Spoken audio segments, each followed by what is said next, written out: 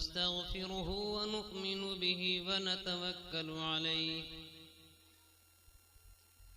ونعوذ بالله من شرور أنفسنا ومن سيئات أعمالنا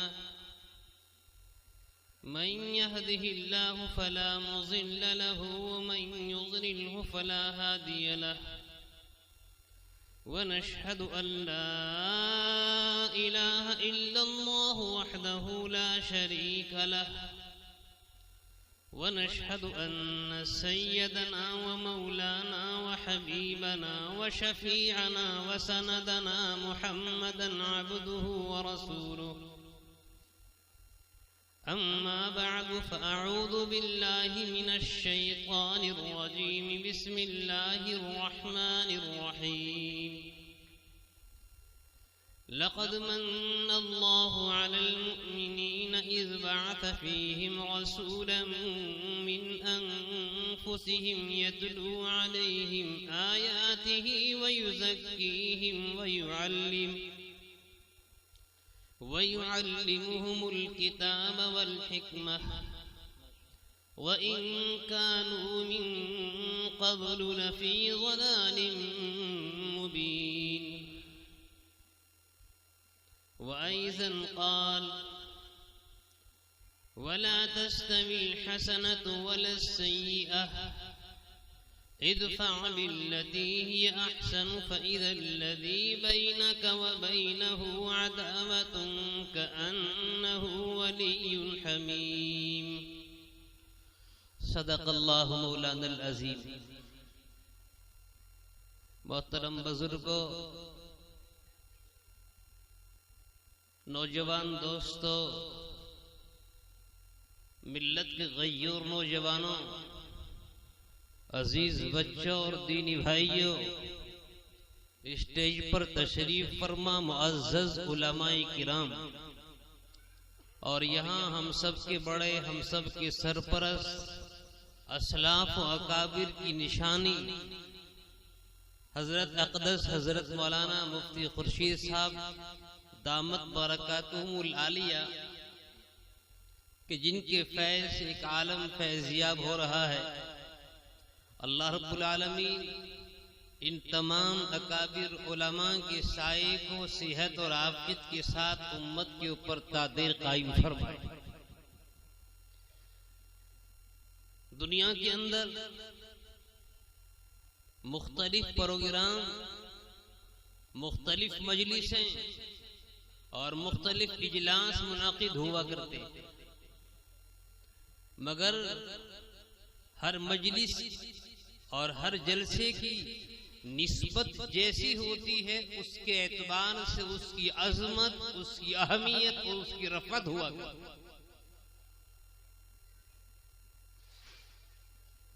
کوئی پروگرام اقتصادیات کے اعتبار سے دنیا کے اندر ہوتا ہے،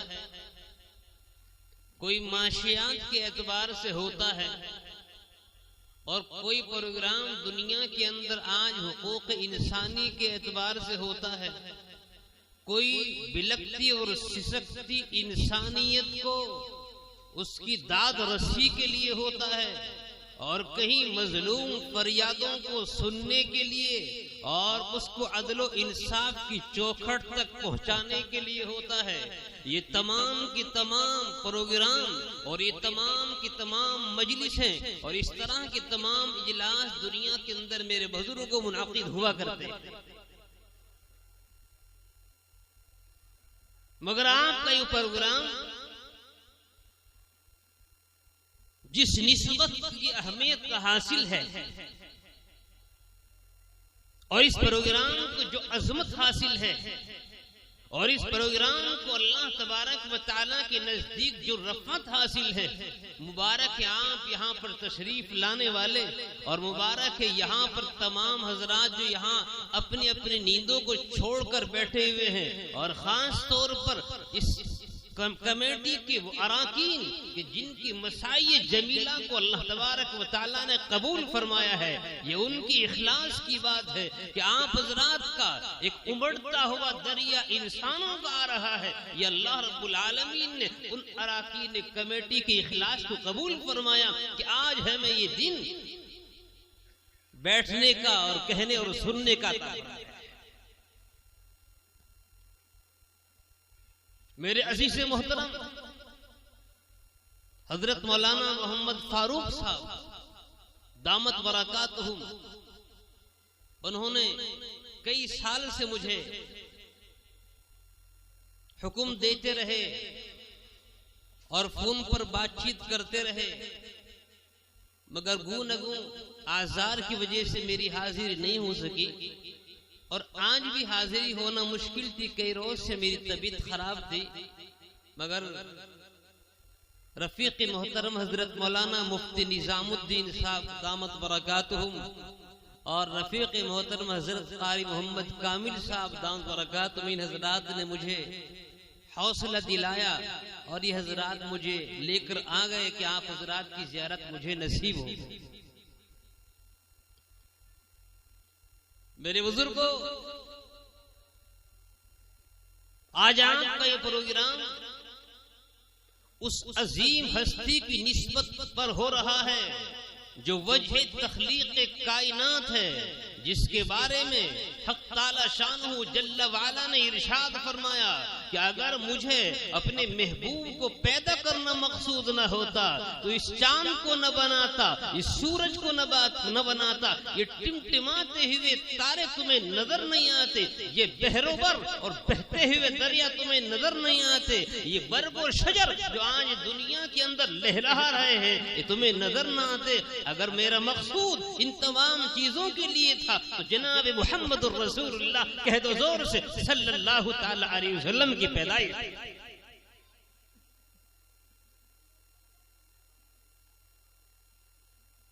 علامہ اقبال علیہ الرحمہ اسی بات کو ارشاد فرماتے ہیں، کتاب فطرت کے سر ورق پر جو نام احمد رقم نہ ہوتا، کتاب فطرت کے سر ورق پر جو نام احمد رقم نہ ہوتا تو نقش ہستی ابھر نہ سکتا، وجود لوہو قلم نہ ہوتا، نہ روئی حق سے نقاب اٹھتا، نہ ظلمتوں سے حجاب اٹھتا، فروغ بخشے نگاہ عرفاں اگر چراغ حرم نہ ہوتا، تیرے غلاموں میں بھی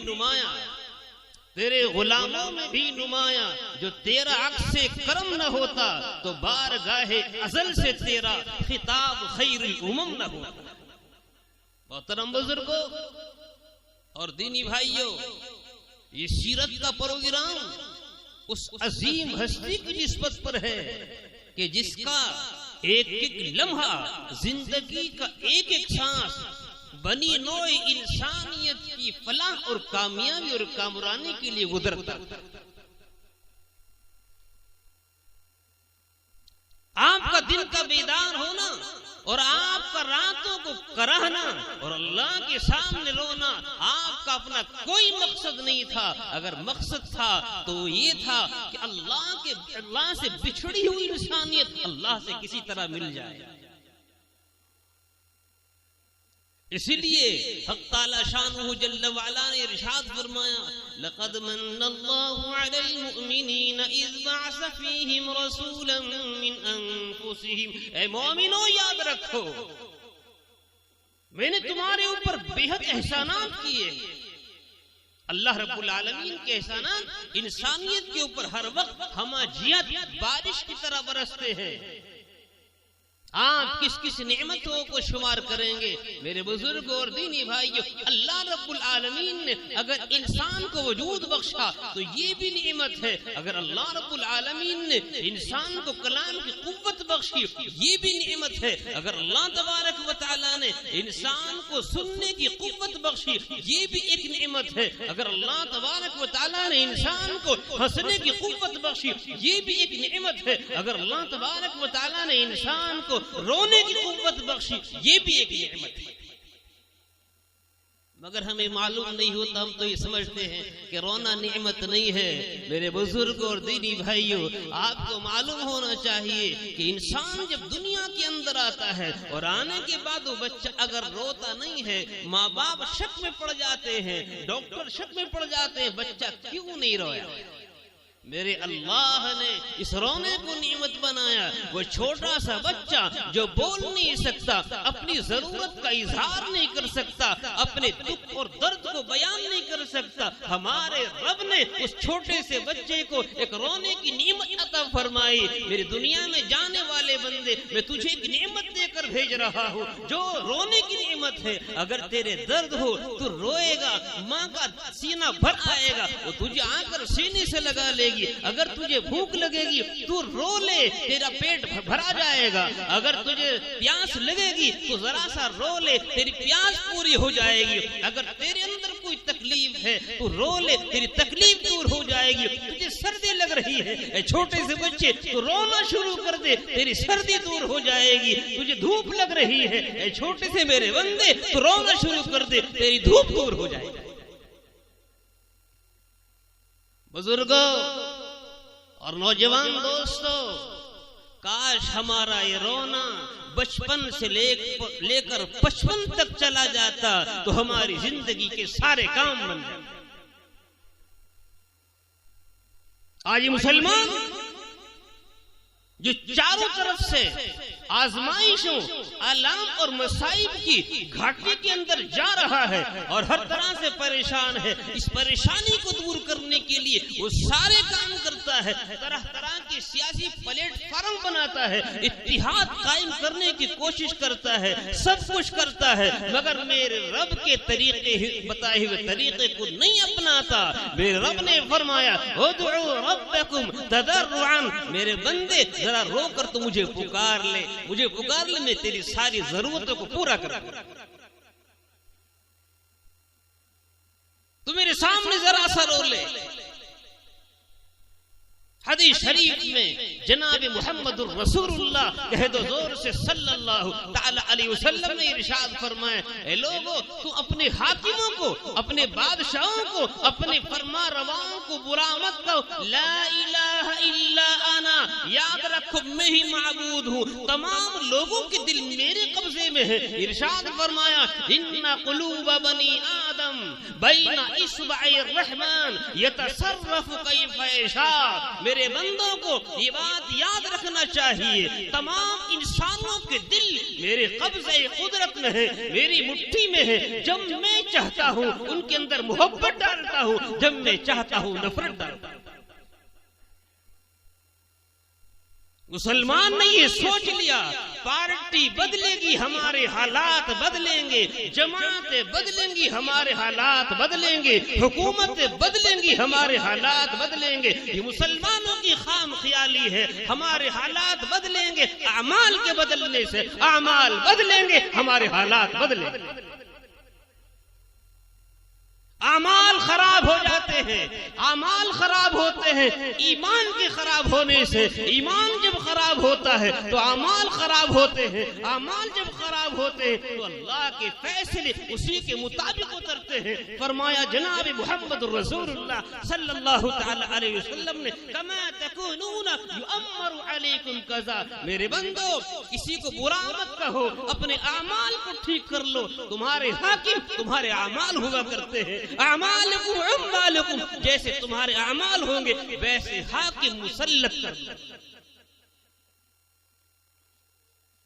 لوگ چاہتے ہیں پارٹیوں کو بدل دے, لوگ چاہتے ہیں حکومتوں کو بدل دے. یاد رکھو حکومتوں کا بدلنا, حکومتوں کا لانا انسانوں کے قبضے میں نہیں ہے, تمہارے قبضے میں نہیں ہے. اللہ نے فرمایا اللہم مالک الملک, اے میرے بندو یاد رکھو بادشاہوں کا بادشاہ اللہ ہے. توتی الملک من تشاء, جس کو چاہتا ہے حکومت دیتا ہے.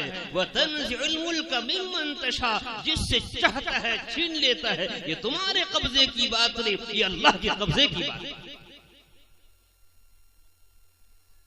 اس لیے اپنے حاکموں کو, اپنے فرما رواؤں کو برا کہنے کے بجائے اپنے اعمال کو ٹھیک کرنے کی ضرورت ہے. جناب محمد رسول اللہ صلی اللہ تعالی علیہ وسلم کے بارے میں جو وجہ تخلیق کائنات ہے، اللہ پاک نے فرمایا میرے بندو میں نے ساری کی ساری نعمتیں تمہیں عطا کی ہیں، مگر میرے رب نے کسی نعمت کے بارے میں یہ نہیں فرمایا میں نے تمہارے اوپر احسان کیا ہے. مگر جب رسول کا نمبر آتا ہے، جب پیغمبر آخر الزمان جناب محمد الرسول اللہ صلی اللہ علیہ وسلم کا نمبر آتا ہے، میرا رب عرش سے پکارتا ہے لقد من اللہ علی المؤمنین. اے دنیا کے انسانوں اور خاص طور پر مسلمانوں سنو، اللہ نے تمہارے اوپر بہت بڑا احسان کیا.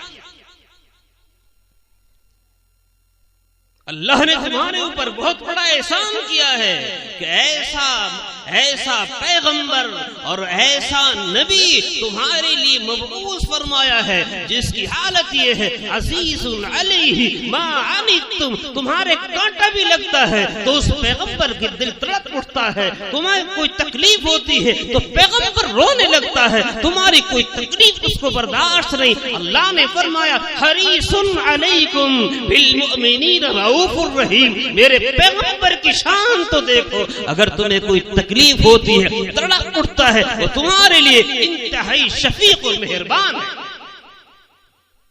قربان جائیے جناب محمد الرسول اللہ صلی اللہ تعالی علیہ وسلم کی ذات گرامی.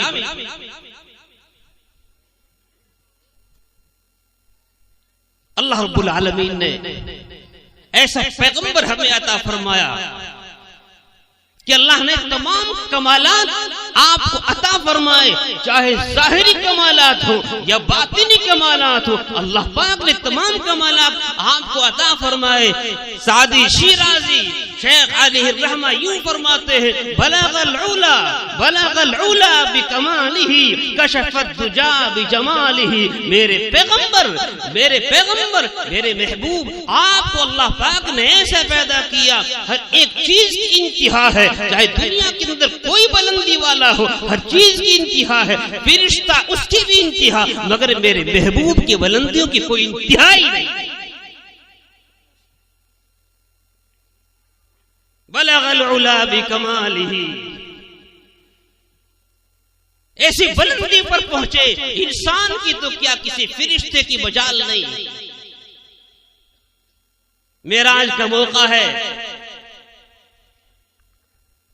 جبریل امین علیہ السلام کو اللہ تعالیٰ نے حکم دیا میرا پیغمبر بڑا محزون ہے، بڑا غمگین ہے. وجہ یہ ہے جب آپ کی 50 برس کی عمر ہوئی ہے، یہ سال جو ہے آپ کا عام الحزن ہے، غم کا سال.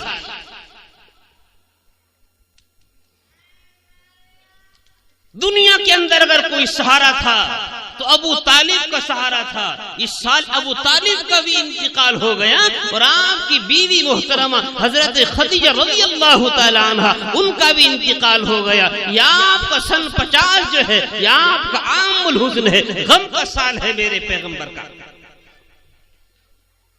اللہ کو اپنے پیغمبر کا غمناک ہونا برداشت نہ ہوا. جبرائیل سے کہا جبرائیل میرے محبوب مجھے غمگین نظر آ رہا ہے، اسے میرے پاس لے کر آؤ، میرے سامنے لے کر آؤ، میں ذرا اس کو تسلی تو دے دوں، اس کی تعزیت تو کر لوں. کون تعزیت کر رہا ہے؟ رب کائنات کر رہا ہے. اور کس کی کر رہا ہے؟ محبوب کی کر رہا ہے. اللہ اکبر کبیرہ.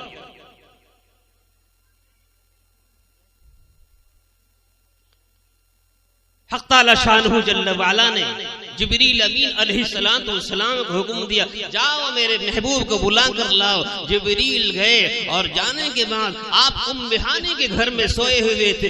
رکن یمانی کی طرف جو بیت اللہ کے 4 کونے ہیں ان میں سے پہلا حصہ حجر اسود سے جو پہلا حصہ ہے وہ رکن یمانی کہلاتا ہے. اس کے بالکل سامنے 3 ستون تھے. آج تو حکومت نے ان کو ختم کر دیا. ہمارے زمانے کے اندر 2006 اور 2007 کے اندر وہ ستون موجود تھے اور وہاں پر جہاں آپ نے براق کو باندھا تھا وہاں پر ایک کیل ایک میخ ٹھکی ہوئی تھی. جناب محمد رسول اللہ صلی اللہ تعالی علیہ وسلم حضرت ام ہانی رضی اللہ تعالی عنہ کے گھر میں تشریف فرما ہے, آرام کر رہے ہیں. جبرائیل اوپر سے پہنچے اور جا کر آپ کے پیروں کو بوسہ دیا. بوسہ جیسے دیا میرے محبوب کی آنکھیں کھل گئی.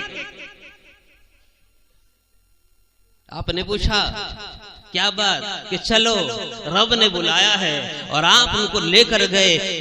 آپ یوں فرماتے ہیں میری حالت یہ تھی بین الیقظۃ والنوم, بین النوم والیقظہ, میں کچھ سو رہا تھا اور کچھ جاگ رہا تھا. جبرائیل مجھے اٹھا کر لے کر چلے, مجھے حتیم میں لے گئے اور حتیم میں لے جانے کے بعد میں بیٹھ گیا. پھر میرے سینے کو چاک کیا اور جنت سے آیا ہوا سونے کا جو تش تھا میرے سینے سے میرے قلب اطہر کو نکالا, اس کو صاف کیا آب زمزم سے اور اس کے بعد وہیں رکھ دیا اور مجھے اس کی ٹھنڈک محسوس ہو رہی تھی کہ جبرائیل نے میرے ساتھ یہ کام کیا. اس کے بعد میں جو پورا واقعہ ہے معراج کا آپ نے بیان فرمایا, یہاں تک کہ جبریل امین علیہ السلام آپ کو مختلف مقامات کی سیر کراتے ہوئے آپ بیت المقدس لے گئے, 7 آسمان کی سیر کرائی. 7 آسمان کی پہنچنے کے بعد میں جناب محمد رسول اللہ صلی اللہ تعالی علیہ وسلم ارشاد فرماتے ہیں جبرائیل وہیں ٹھہر گئے. میں نے عرض کیا جبرائیل مجھے ام ہانی کے گھر سے لے کر آئے, بیت اللہ میں لے کر گئے, بیت المقدس لے کر گئے, 7 آسمانوں کی سیر کرائی, اب میرے ساتھ کیوں چلنے کے لیے تیار نہیں؟ فرماتے ہیں شیخ سعدی علیہ الرحمہ جو در دوستی مخلصم یافتی عنانم ز صحبت چرا تافتی. جبرائیل بتا تو صحیح میری دوستی کے اندر تو نے کوئی کمی پائی ہے, کوئی بے وفائی پائی ہے, بتاؤ تو صحیح. اگر ایسا نہیں ہے تو میرے ساتھ چلنے سے میری ہم نشینی سے اب جان کیوں چرا رہے ہو؟ میرے ساتھ آگے چلیے. جبریل امین علیہ السلام کہتے ہیں فرماتے ہیں یا رسول اللہ میں کیا بتاؤں میری حالت تو یہ ہے اگر یکسر منہ یہ برتر پرم فروغ تجلا بسوزد پرم. یا رسول اللہ یہ آپ ہی کی شان عرفہ, آپ ہی کی شان بلند ہے کہ آپ اس سے آگے جا سکتے ہیں. اگر ایک بال برابر بھی آگے بڑھوں گا اللہ کے نور کی تجلی مجھے جلا کر راک کر دے گی, میرا وجود ختم ہو جائے گا. یہ آپ ہی کی شان ہے, اللہ نے آپ کو بلایا. ارشاد فرماتے ہیں شیخ سعدی علیہ الرحمہ بلغ العلا, بلندیوں کی انتہا پر پہنچے ہیں میرے پیغمبر اور میرے رسول. اور آپ کا حال یہ ہے کشف الدجا بجمالہ, آپ کے چہرے انور کی روشنی سے رات کی تاریکیاں دنیا کی گھٹا ٹوپ اندھیریاں ختم ہو گئی اور کافور ہو گئی. اللہ اکبر.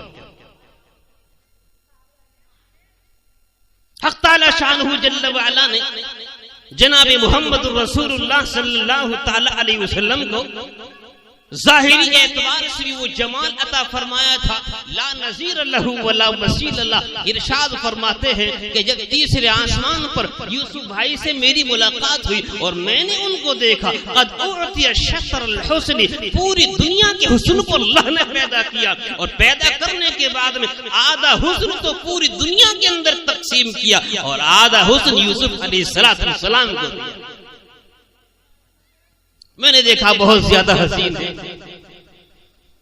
بہت زیادہ حسین. قرآن کریم کے اندر سیدنا یوسف علیہ السلام کے حسن کا منظر اور اس کا نقشہ کھینچا گیا ہے. قرآن کریم ناطق اور شاہد ہے, کہتا ہے وقال نسوۃ فی المدینۃ امرأۃ العزیز تراود فتاها عن نفسه قد شغفها حبا. یوسف زلیخا کے مکان کے اندر ہیں, زلیخا کو محبت ہو گئی اور زلیخا نے اس محبت کے لالچ میں سب کچھ کرنا چاہا. مصر کی شہزادیوں اور مصر کی جو بڑی عورتیں تھی ان کو خبر ہوئی اور انہوں نے زلیخا کو تانا دینا شروع کیا. زلیخا کیسی پگلی عورت ہے, یوسف سنا ہے یوسف اس کا غلام ہے اور اس کو دل دے بیٹھی ہے. بھلا غلام میں کوئی محبت کرنے کی چیز ہوا کرتی ہے؟ غلام سے تو کام لیا جاتا ہے, وہ تو نوکر ہوتا ہے, وہ تو مزدور ہوتا ہے, اس سے کام لینا چاہیے. غلام سے مالک اور آقا کا محبت کرنا کیا معنی رکھتا ہے؟ مگر ان شہزادیوں کو علم نہیں تھا یہ غلام کیسا ہے, انہیں معلوم نہیں تھا. شدہ اس کی یہ چیمے گوئیاں شہر کی زلیخا کے کان تک پہنچی. زلیخا نے تمام باتوں کو سنا اور سننے کے بعد مسلمانوں سنو کان کھول کر. زلیخا نے کیا کیا؟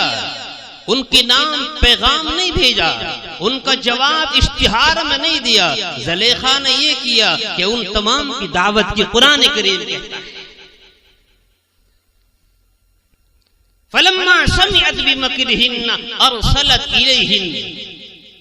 ان تمام عورتوں کی طرف زلیخا نے پیغام بھیج دیا کہ تم سب کی دعوت ہے, اور یوسف علیہ السلام کو قریب ایک کمرے کے اندر بٹھا دیا اور بٹھانے کے بعد کہا یوسف جب میں کہوں اس وقت آنا. یوسف بیٹھ گئے. تمام شہزادیاں اور تمام اس زمانے کی حسین اور خوبصورت عورتیں دسترخوان پر بیٹھی ہیں. قرآن کریم سے سچی کوئی تعبیر نہیں کر سکتا. قرآن کریم یوں کہتا ہے کہ جس وقت وہ آ کر بیٹھ گئی اعتدت لہن متکئا, فرمایا ہر ایک کے الگ الگ مسند دے دی, اور اس کے بعد فرمایا واتت کل واحدۃ منہن سکینہ, ہر ایک کے ہاتھ میں چھری ہے, ہر ایک کے ہاتھ میں چاقو ہے, پھل اس کے ہاتھ میں ہے. جب پھل ان عورتوں نے ہاتھ میں لیا اور چھری کو ہاتھ میں لیے, زلیخا نے کہا یوسف ذرا آ جاؤ. جب یوسف علیہ السلام تشریف لائے ہیں, قرآن کریم ارشاد فرماتا ہے فلما رأى, جس وقت میں یوسف علیہ السلام کو ان عورتوں نے دیکھا قطعنا ایدیہن, انہوں نے بجائے پھلوں کے کاٹنے کے اپنے ہاتھوں کو کاٹ ڈالا, اپنے ہاتھوں کو کاٹ ڈالا. مبہوت ہو گئی, حیران و شزر ہے, کہنے لگی قلنا حاشا للہ ما ھذا بشرا, اللہ کی پناہ حسن کا یہ مجسمہ, یہ کوئی انسان نہیں ہو سکتا, یہ تو کوئی فرشتہ ہے. ان ھذا الا ملک کریم, یہ تو کوئی معزز فرشتہ ہے, یہ انسان نہیں. قرآن کریم نے جناب یوسف علیہ السلام کے حسن کو بیان فرمایا, اور اللہ کے نبی علیہ السلام نے فرمایا کہ میری جب ملاقات ہوئی اور ملاقات کے وقت میں نے اپنے بھائی یوسف کو دیکھا تیسرے آسمان کے اوپر, تو میں نے دیکھا کہ یوسف بہت خوبصورت ہے, بہت زیادہ خوبصورت. مگر یاد رکھو حضرت یوسف علیہ السلام کا حسین ہونا ایک طرف, مگر ہمارا پیغمبر ہمارے رسول صرف حسین نہیں, حسین بھی ہے اور جمیل. اللہ نے فرمایا میرے محبوب کی شان کیا ہے. صدیق عائشہ رضی اللہ تعالیٰ عنہ کا ارشاد گرامی سنو. اما عائشہ یوں فرماتی ہیں اے لوگو تم نے قرآن کریم کو پڑھا اور قرآن کریم کے اندر تم نے حسن یوسف کا تذکرہ سنا اور پڑھا, مگر تم یاد رکھو مصر کی عورتوں نے حضرت یوسف علیہ السلام کو دیکھ کر اپنے ہاتھوں کو کاٹا تھا. اگر میرے محبوب کو دیکھ لیتی تو ہاتھوں کے بجائے اپنے سینوں کو چیر ڈالتی اور انہیں خبر بھی نہ ہوتی.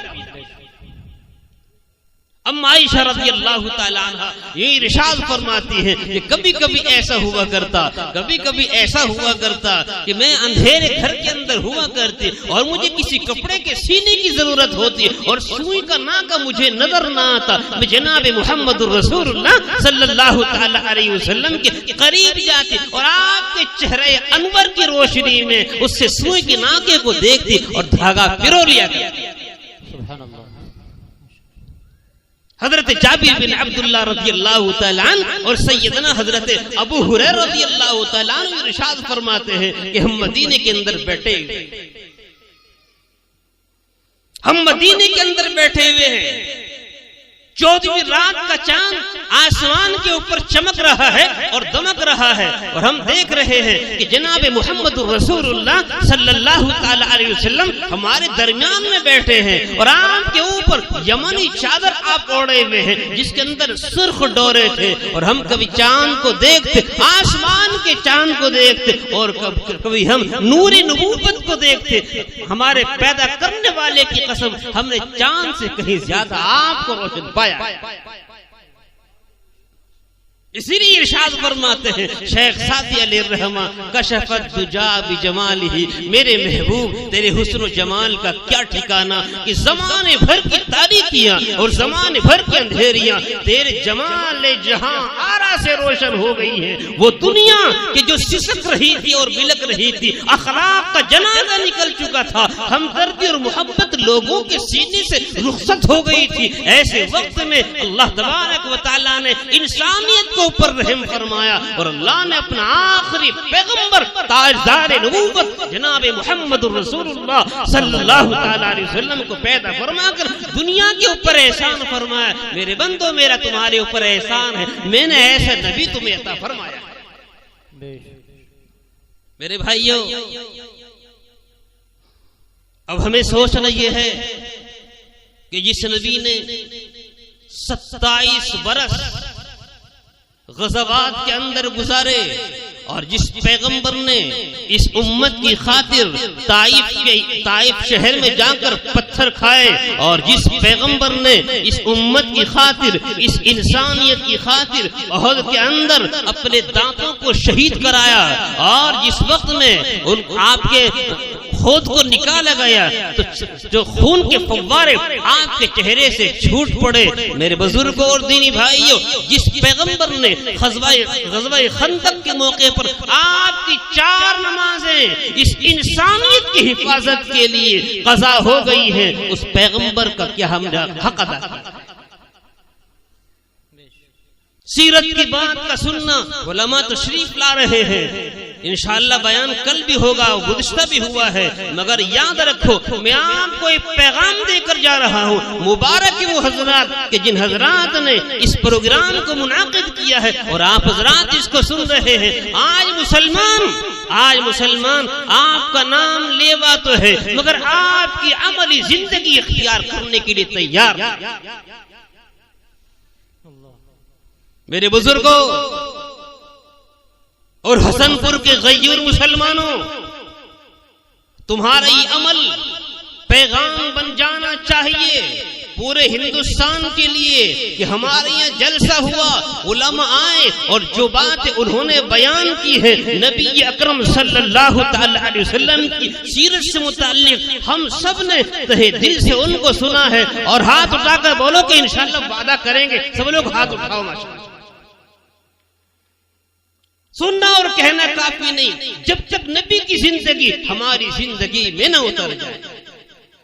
عربی شاعر کہتا ہے تاثر رسول وانت تظہر حبہ، اے اللہ کے بندے، اے اس کے امتی کہلانے والے، تو نے نبی کا دعویٰ کیا ہے، نبی سے محبت کا دعویٰ کرتا ہے۔ تاثر رسول وانت تظہر حبہ، تو رسول سے محبت کا دعویٰ کرتا ہے اور اس کی نافرمانی کرتا ہے۔ ھذا لعمری فی الفعال بدیع، خدا کی قسم یہ تو بڑی عجیب۔ وَإِن كَانَ حُبُّكَ صَادِقًا لَأَطَعْتَهُ، وَإِن كَانَ حُبُّكَ صَادِقًا لَأَطَعْتَهُ، اگر تو دعوی محبت میں سچا ہوتا تو نبی کی پیروی کرتا، نبی کی بات کو مانتا، مگر تیری حالت یہ ہے إِن كَانَ حُبُّكَ صَادِقًا لَأَطَعْتَهُ فَإِنَّ الْمُحِبَّ لِمَن يُحِبُّ يُطِيعُ، محب جو ہوا کرتا ہے، محبت کرنے والا جو ہوا کرتا ہے، محبوب کی ہر ادا پر مرتا۔ اس لیے مسلمانوں، آپ حضرات اس بات کا ارادہ فرمائیں کہ جناب رسول اللہ صلی اللہ علیہ وسلم کا جیسے ہم نام سنتے ہیں، آپ کے پیغام کو اپنی زندگی میں اتارنے کی کوشش کریں۔ اور اس کے لیے میں اس وقت آپ حضرات سے صرف 4 باتیں عرض کروں گا کہ بیٹھنے والا مجمع 4 باتوں کی نیت کر لے، انشاءاللہ الرحمن ہمارا یہ بیٹھنا، ہمارا یہ کہنا، ہمارا یہ سننا اللہ کی بارگاہ میں قابل قبول ہو۔ پہلی بات میں عرض کرتا ہوں کہ آج مسلمان دنیا کے حکمرانوں کو برا کہنے سے باز آ کر اللہ کی طرف رجوع کرے،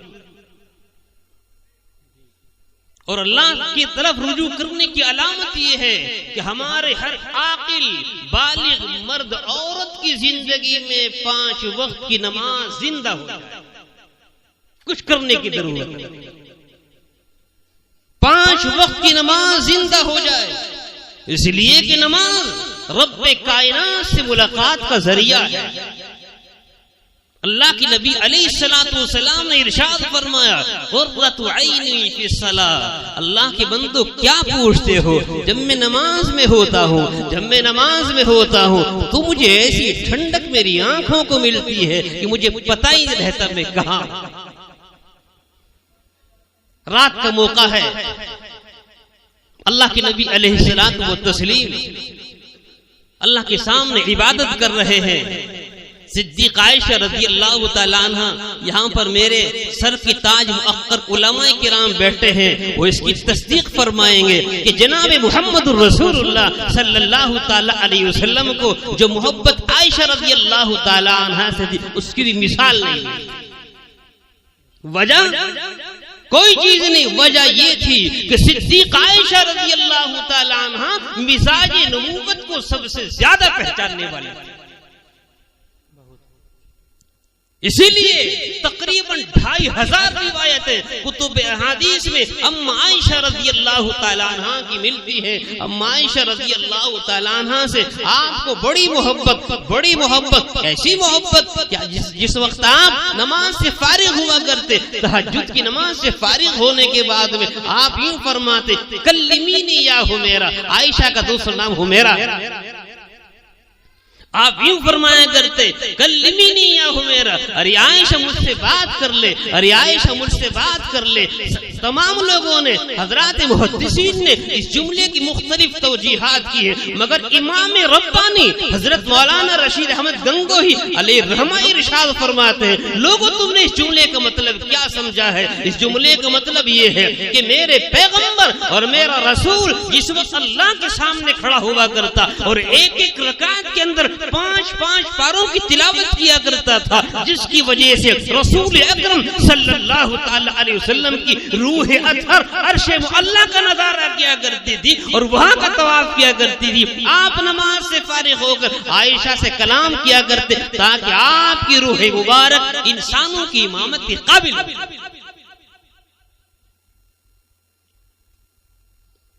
صدیق عائشہ رضی اللہ تعالیٰ عنہ فرماتی ہیں ایک رات کا موقع ہے اور اس رات کے اندر میں آپ کے پاس گئی۔ ابتدائی اسلام کے اندر نماز میں سلام کا جواب دینا بھی جائز تھا۔ صدیق عائشہ رضی اللہ تعالیٰ عنہ گئیں اور جانے کے بعد عرض کہ یا رسول اللہ، آپ نے پوچھا من کون ہے؟ اما عائشہ نے کہا انا عائشہ، آپ نہیں جانتے میں عائشہ ہوں۔ آپ نے پوچھا من عائشہ، مجھے معلوم نہیں عائشہ کون ہے۔